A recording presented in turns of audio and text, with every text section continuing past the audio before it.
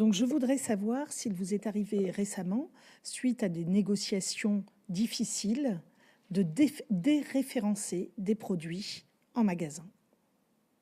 Toute une gamme de produits d'un fournisseur. Je répondais sans avoir le micro ouvert. Oui, aujourd'hui, nous avons 2 conflits avec un fournisseur, j'assume. Les enseignes que je représente assument également. Dans mon propos liminaire, j'ai parlé du chocolat.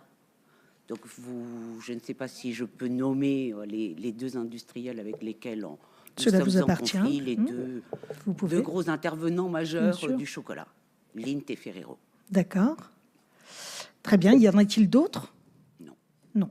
Donc, c'est-à-dire que parce que vos négociations ne se passent pas bien, vous décidez de les retirer des rayons jusqu'à la fin des négociations? Comment ça se passe? Dans mon périmètre, je vous ai expliqué que j'avais quand même 440 fournisseurs. Là, je vous parle d'un conflit avec 2 industriels. J'entends. Ils nous demandent des hausses, de notre point de vue, abusives, des HMP extrêmement élevés. On ne parvient pas à rapprocher nos positions. Donc oui, il y a 2 conflits assumés. Est-ce que c'est une pratique courante lorsqu'on ne se rejoint pas? Non, il y en a 2 sur 440.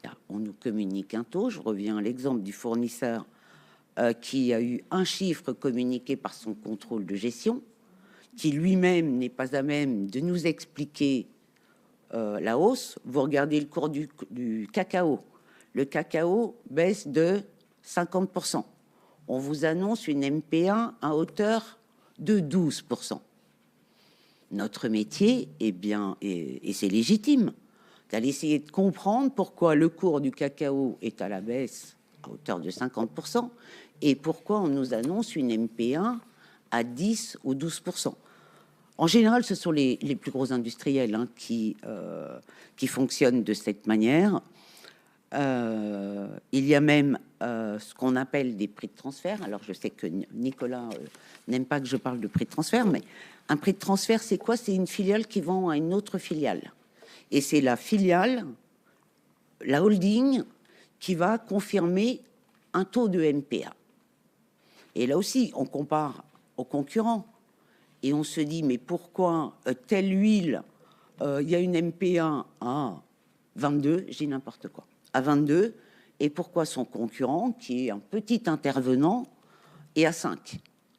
Et là, c'est normal, c'est notre travail que d'aller essayer de comprendre et voir si on paye la MPA, est-ce que le niveau de MPA est juste ou pas juste?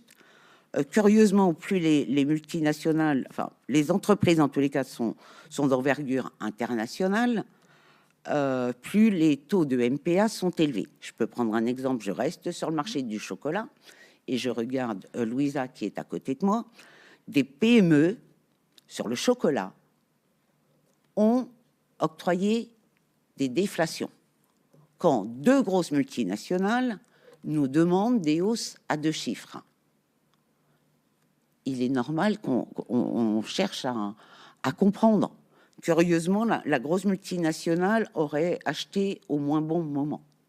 On se dit qu'ils ont quand même les meilleurs traders.